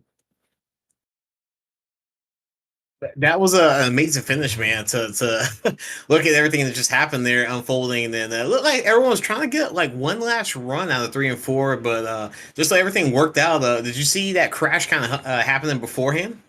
No, I was just trying to cool down. I was going to give Kev a last minute, last shove right near the line to get past Pat, but they got together and yeah, no, it was unexpected. I just held my line straight, so I was able to miss it. Well, I mean, yeah, it was a lot going on there, obviously. So the other kind of for me, the crazier part was, I'm sorry, I'm kind of like scatterbrained. I'm trying to check with everything going on, multiple things here. But was kind of just the miscues on pit road.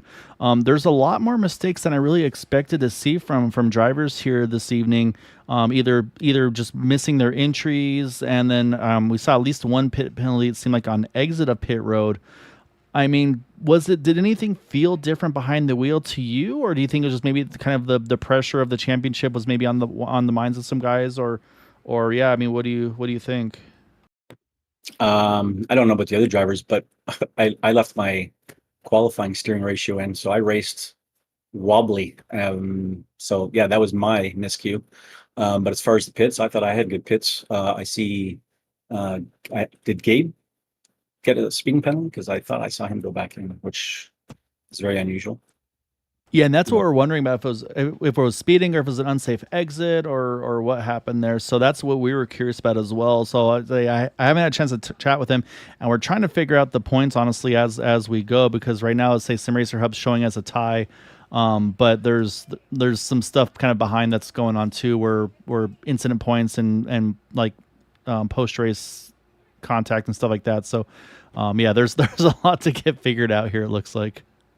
Well, I'm going to say congratulations to whoever that champion might be, whether it's your dad or who's the other dude. No, it was Jim, and it's tied right now between Jim and Gabe. So we're trying to Jim and Gabe, nail okay. it down. So yeah, so it's wild. Well, congrats to whoever comes forward. But again, I'm happy to take a third and share it with dude. It's awesome. Yeah, it was a really, really good job tonight, Dean. And so, yeah, so I would say somehow we're already at the end of the season here. Obviously, a few changes going to be switching over for next season. We'll be running trucks here on Sunday nights next season. So hopefully we'll see you there as well, because always a pleasure having you in the booth and on the track as well, of course. So before we let you go though and enjoy maybe a little break, any thanks and chats you'd like to give for that podium here tonight? Well, thank you guys, Green White Checker TV, because I always enjoy going back and watching that.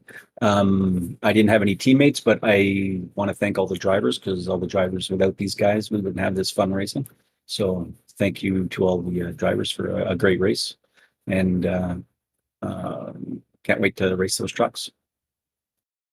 All right, well, great job tonight, Dean, and congrats again, man. Great job. Thank you.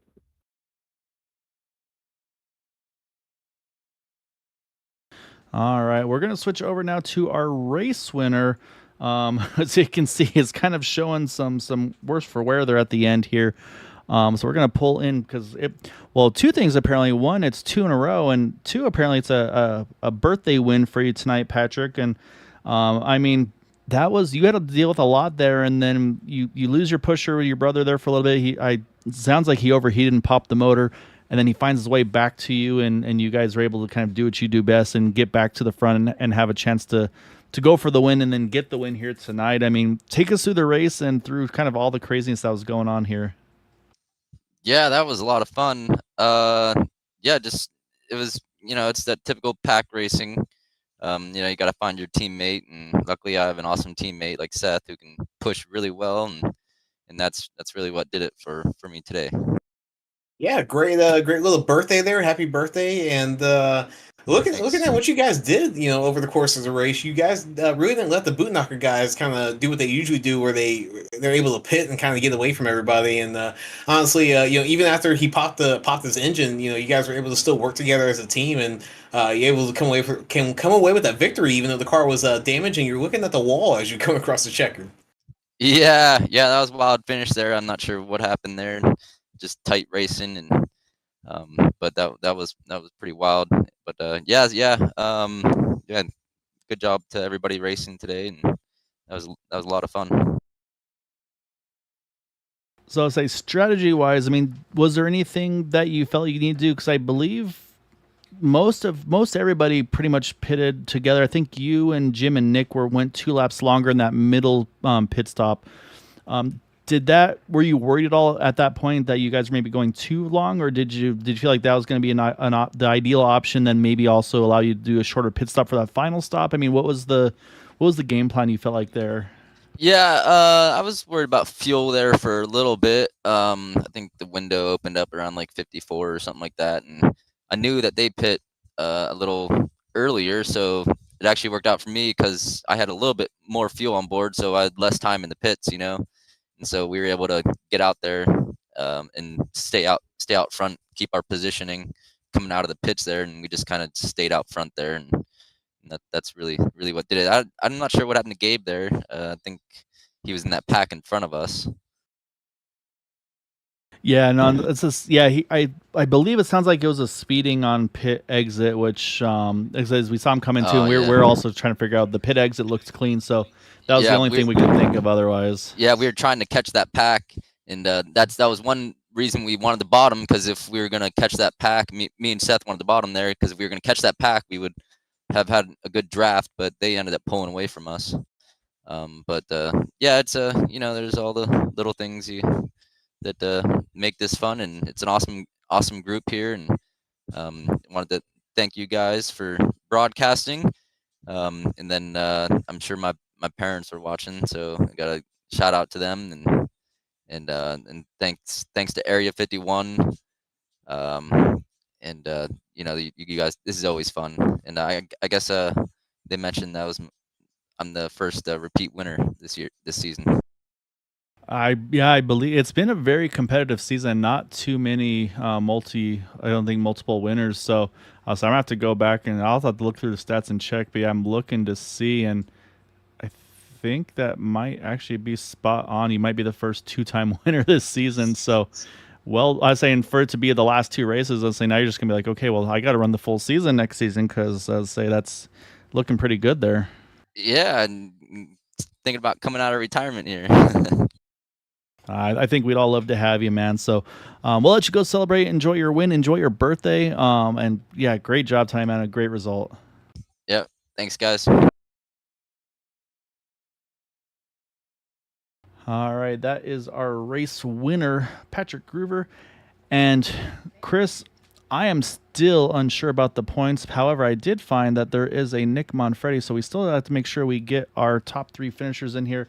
And we mentioned earlier in the race that he was having a really good run, and it I feel like a little bit of a tough season for you this season, Nick. But obviously, put yourself in a great spot tonight to be in position there at the end, and then able to kind of sneak underneath the start finish line at the end, or I should say, sneak underneath the chaos there, coming to start finish line at the end there for the checker to grab that podium tonight. I mean, just take us through your race. Anything out of the ordinary or strategy wise? Because it seemed like you're pretty much running what you had to do here this evening and just ran into perfection.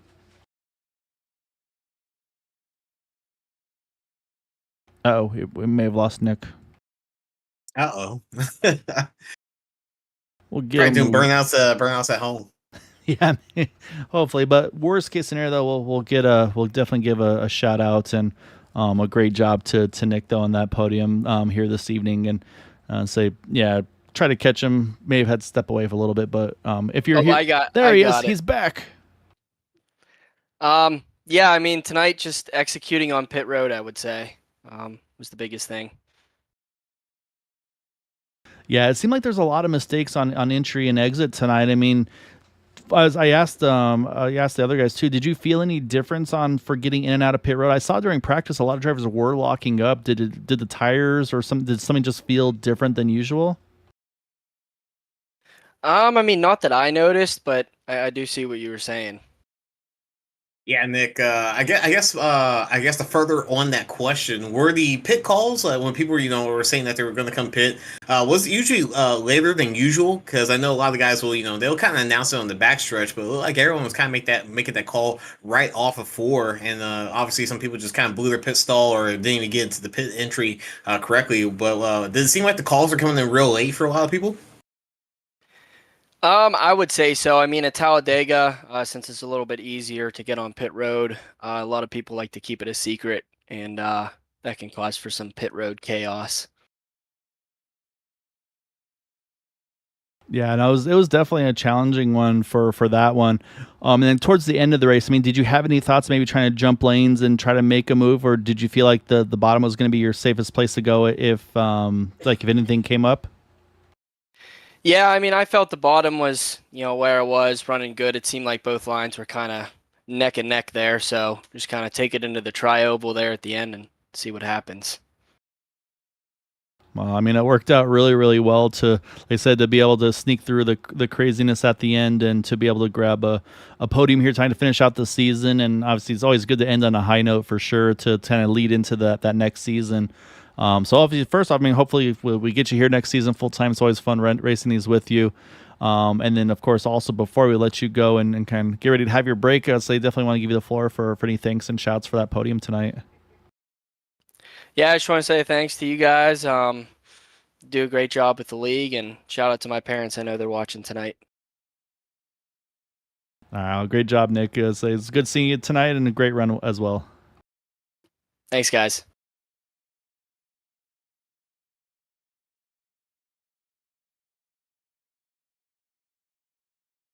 All right, Chris. So that is our top three, and I feel like I've been dragging this out an hour because I still don't really officially know who the official champion is, because I'm asking some of the admins and drivers and so on, like what does a tiebreaker go to?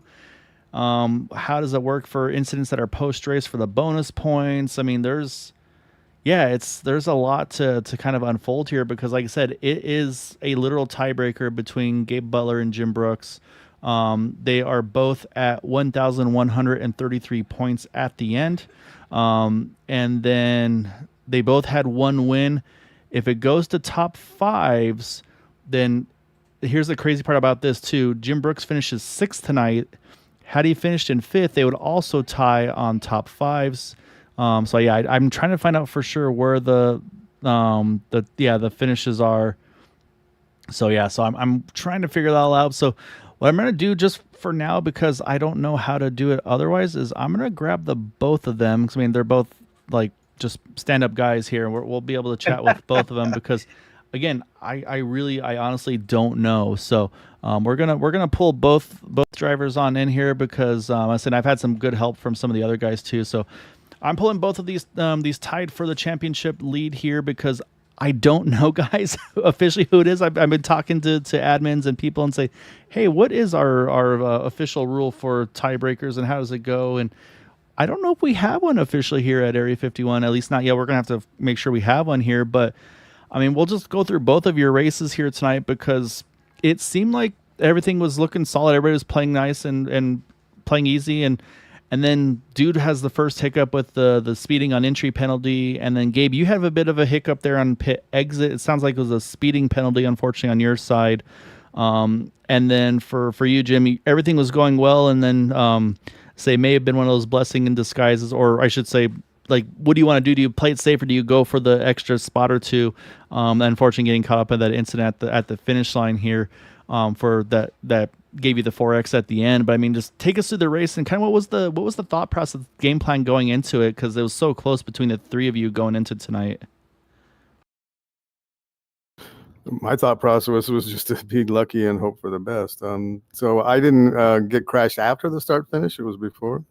Well, it was. I say I haven't had a chance to look at it and say, and I don't know. Okay. I said I had to check I don't know the official rules and all that too. So I say it's and the fun part is it's two admins that are tied for the championship. So I'll let you guys interpret the rule book to each benefit yourselves. Because really. we've had cases where we've had some where we give them the bonus points back, because like I think there was one a few weeks back where it was kind of an intentional hit like post race. So I don't know officially on that one. That's why I'm not sure, but if I believe, like, if things absolutely stand the way they are, if it goes on tiebreakers, it would actually be Gabe with one more top 5 than you. And then, yeah, so like I said, I don't know for sure. So that's why I wanted to grab you both, because I don't know if I'll be able to officially end the broadcast knowing for sure until we look at it afterwards. So, so hopefully not a Paul Tracy Indy 500 situation with Helio going on over here. But Gabe, so I mean, for you got the bonus point. We saw kind of the strategy there. You got the point early, and then it seemed like it was a race to not lead in that middle portion of the race. I mean, was it close on fuel, or what was going on there? No, basically it was just, trying to pit without others pitting with you. Try to throw them off a bit. And that's, at the beginning of the race, we went to the back, not necessarily to preserve fuel, but try and get out of the view of the other drivers so we could, sneak off and pit, put it that way. But it didn't work. They were able to catch us everything we tried. So, but that's what we were up to. You sneaky fellas. Yeah, for both of you guys, that was honestly an awesome finish, and the season's been very close for both of y'all. I don't think I've ever seen anything go down to where we have to go, four rungs down on the list of who gets what at this time and things like that. But for both of y'all, obviously a very clean race. We almost had a couple big ones there, but seemed like everyone was able to run pretty cleanly throughout the track, unlike Atlanta or even Daytona, where we had a little bit of handling issue earlier in the year. So it seemed like everyone was kind of just trying to be as clean as possible. We obviously had some guys wreck out there, but was there anything you guys noticed throughout the race of any aggression or anyone just trying to make something happen that wasn't really going to work out? There must be little mistakes there, but I think everybody in general played pretty well. It seemed like a pretty clean race.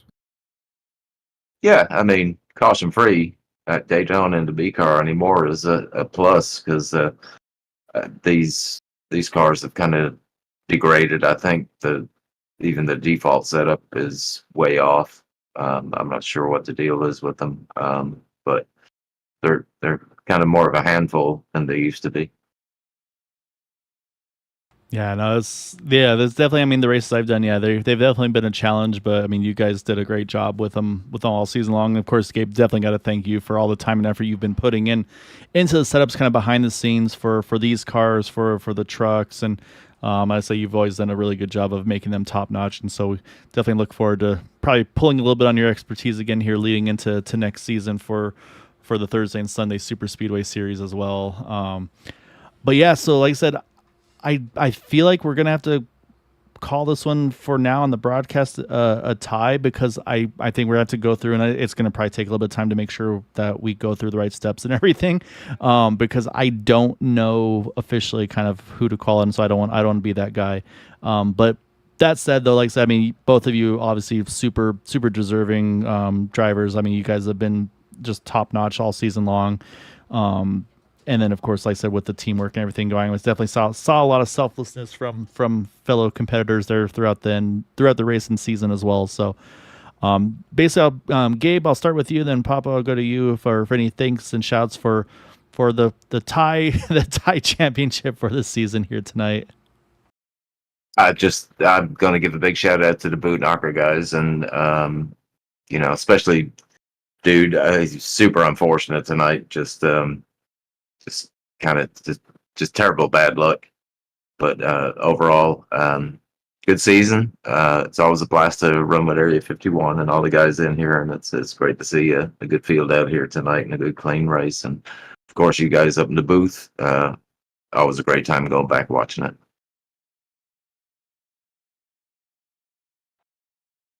Yeah, I did owe that. Good call on your guys' part. Appreciate it. And thank my little teammates that I had, Austin and Nicholas and Bud. They really helped make sure I stayed clean on it, and it was pretty good. And I think, congrats to Gabe. Whoever ends up winning, I mean, maybe you just leave it as a tie and leave it at that, because there's no rules. I don't know. I'll let this is going to be your call. You're you're the main admin. So, but it was a lot of fun. Thank you guys for calling the race. The things that we don't realize we sign up for, Chris. So be careful with what your family gets you involved in. Oh, definitely. I'd rather just stay in the booth or stay on the track.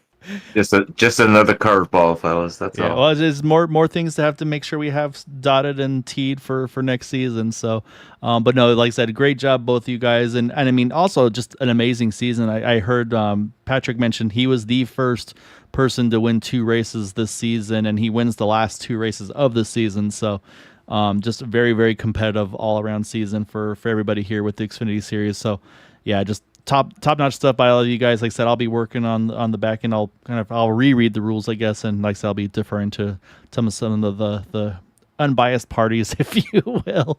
But again, great job both of you guys all season long, and like I said, either way, super deserving champions. So yeah, great job both of you guys. Well, I appreciate it, and whatever you decide, if I was going to share it with anybody, it would be Jim Brooks. So whatever you guys decide, I'll go along with. But like I said, Jim's just as equally deserving as anybody in this league. So that's my 2 cents. I agree 100% with that. Thanks, Gabe. You've done a great. Thank you. All right, congrats, guys. So we'll close this one out. So yeah, well, either way, like I said, great job, and we'll hopefully chat with you guys here in just a few weeks' time after the off season. And Chris, man, we talked about points possibly being close, and holy crap, did they prove us wrong and then some, or prove us right, I guess I should say, and then some. Yeah, we we kind of didn't really expect this to happen, but I think that's the funnest part about this right now is that we at least for me, I get to just sit back and watch all the numbers get crunched and T's get crossed, I's get dotted, and things like that. But just looking at just the race in general, and obviously overall the season, it's been very close throughout the season. A lot of great moments, a lot of great drivers that have come and gone, and obviously we had 2 back-to-back winner with Patrick, and on a birthday no less, coming off a birthday. So looking at everything in general, I think this has just been such a great season, and I can't wait to come back. Yeah, it's always a blast doing these with you. So yeah, I definitely got to thank you, Chris, for all your time and help and support. It's always fun doing these with you. And of course, like I said, wouldn't be anything as well without all the thanks and chats as well to Carl and Boomer and Matt. And Josh, I mean, we've had such a good cast of broadcasters and everybody. It's been so much fun to be able to do these. So really want to thank everybody that has supported Green White Checker TV, been a part of it, that watches here on YouTube, supporting your favorite drivers. Like I said, it makes it more fun. We get to kind of interact with you guys as well a little bit, as much as we can. And yeah, so I mean, for tonight, though, you see there's the contact that kind of led to all the chaos here at the end. We just got to find out what the official rules are on the points and all that kind of stuff. As you see, Seth Groover just somehow still crossing the line there Patrick Groover crossing the line to somehow get the win still here tonight at Talladega. So once again, though, congrats to our top 3, Patrick Groover, Dean Wilkinson, Nick Manfredi, and also big congrats to Gabe Butler, Jim Brooks, and honestly, I mean, Dude Conrad, Dean Wilkinson as well, jumping up to 3rd and 4th in points, only 2 points out of lead. Amazing stuff by all those guys. So for myself, Chris Matthews, everybody here with Green White Checker TV, thank you all so much for being a part of this this channel, supporting this league. And yeah, we'll have a few weeks off. We'll be back again soon here, though, again, at least 2 nights a week, Thursdays and Sundays. So until then, take care and have a good night all.